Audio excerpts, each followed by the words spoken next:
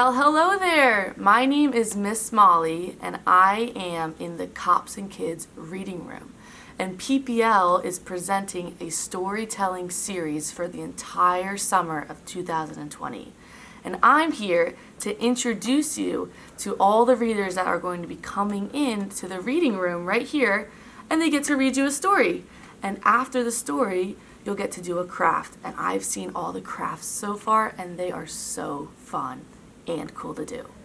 And so, without further ado, I want to introduce you to Diane Karp. And she is the Cops and Kids Reading Room Coordinator. So, she'll be reading a story called Possum Magic. And Possum Magic is by Mem Fox. So, without further ado, I'd like you to introduce you to Diane Karp. And wait a sec, I forgot to tell you, at the end of the video there's a craft, and we'll be making invisible messages. So we'll be writing them, but you can't see them. So I wonder what the message is going to say. So stay tuned, and here you go. Enjoy the show. Hi, my name is Diane Karp, and I am one of the reading coordinators in the Cops and Kids Reading Room. You will see me if you come to visit the reading room, along with another reading coordinator who you'll meet later. I'm wearing a mask because at this time everyone needs to wear a mask to protect ourselves, but because I'm recording in front of a camera, I'm going to take it off now just so everyone could hear me. My story today is called Possum Magic by Mem Fox. And a possum is not actually the same as an opossum that we might see in the United States. A possum is found in Australia and some other places. And this little possum and his grandmother have a problem. And in the story, you're going to hear a lot of different places, a lot of cities in the country of Australia, and different animals and different foods. And we're going to find a little bit about what happened with young Possum and his grandmother. Possum Magic by Mem Fox. Once upon a time, but not very long ago, deep in the Australian bush, now the Australian bush is kind of like a big forest, lived two possums. Their names were Hush and Grandma Poss. And there they are, up there on the branch. And that's Grandma Poss and Hush. Grandma Poss made bush magic. She made wombats blue. A wombat is one of the Australian animals we'll talk about. And kookaburras pink. And a kookaburra is also a bird in Australia. We'll talk a little bit about that bird later.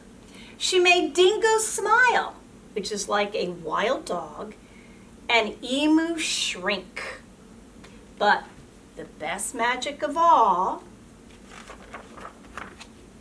was the magic that made Hush invisible. Can you imagine being invisible? What could you do if you're invisible? I think it would be kind of cool. You can sneak up on your brothers and sisters and see what they're doing.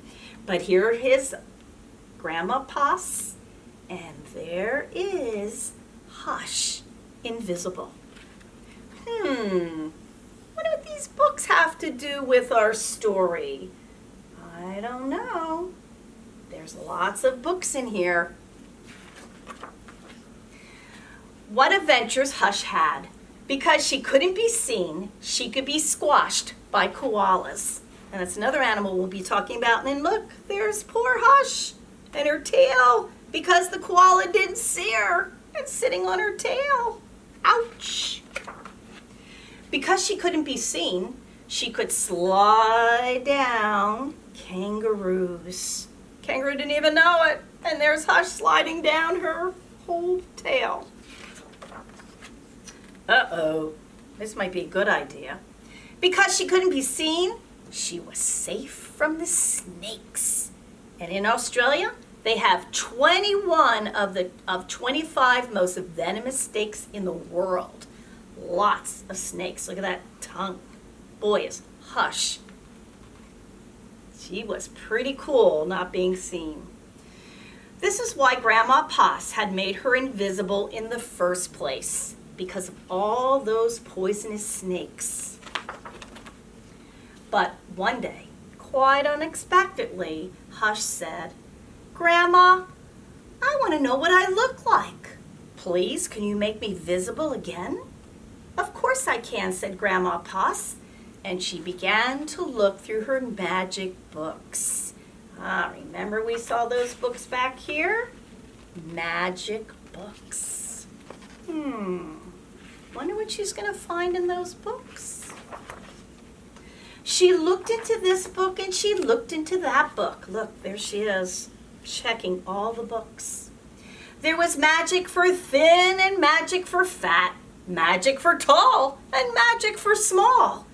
But the magic she was looking for wasn't there at all. Poor Hush. There, you can't even see her.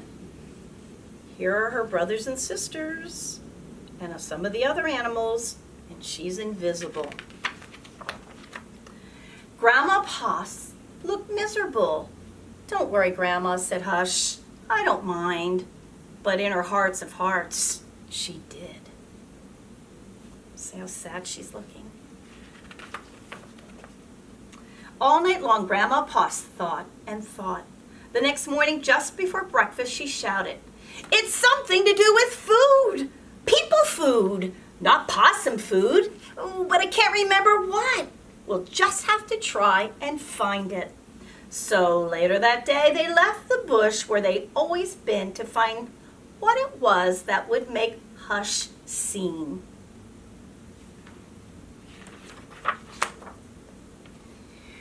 They ate Anzac biscuits in Adelaide, Mornay and Minties in Melbourne, steak and salad in Sydney, and pumpkin scones in Brisbane. Hush remained invisible. "Don't lose heart," said Grandma Poss. "Let's see what we can find in Darwin." Look, here's the movie theater, eating all the people food with all the people. Everything they ate is something that is made in Australia, in different cities. Wow, look, there's, look, part of Hush is coming visible. I wonder what she ate. Wonder if it has something to do with these children, because they're all eating. Let's find out. It was there in the far north of Australia that they found a Vegemite sandwich. That's another food. It's actually made from yeast and spices and vegetables. And it's a spread they put on bread. Grandma Poss crossed her claws and crossed her feet. Hush breathed deeply and began to eat. "A tail, a tail," they shouted. For there it was, a brand new visible tail. But that's it, just the tail. I think they need more people food. Later, on a beach in Perth, they ate a piece of pavlova. Oh boy, I've seen that. That's like a meringue, which is hardened egg whites with fruit and whipped cream in between. It looks yummy. Hush's legs appeared. So did her body. "You look wonderful, you precious possum," said Grandma Poss. "Next up, Tasmania." And over the sea they went. So there's Hush, tail, legs, and body. No head. I guess they have to go and eat more people food. In Hobart, late one night, in the kitchens of the casino, they ate a lamington on a plate. Ooh, lamington sounds really good to me. It's like a sponge cake with chocolate icing rolled in coconut. Oh man, it sounds really good. Hush closed her eyes and nibbled. Grandma Poss held her breath and waited. "It worked, it worked," she cried. Take a look. Hush could be seen from head to tail. Grandma Poss hugged Hush and they both danced. "Here we go round the lamington plate, the lamington plate, the lamington plate. Here we go round the lamington plate till early in the morning." How happy they seemed. From that time onward, Hush was visible.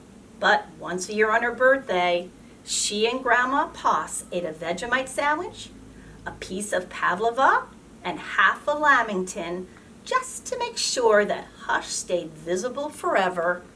And she did. And there they are, eating all the wonderful foods that made her visible. The end.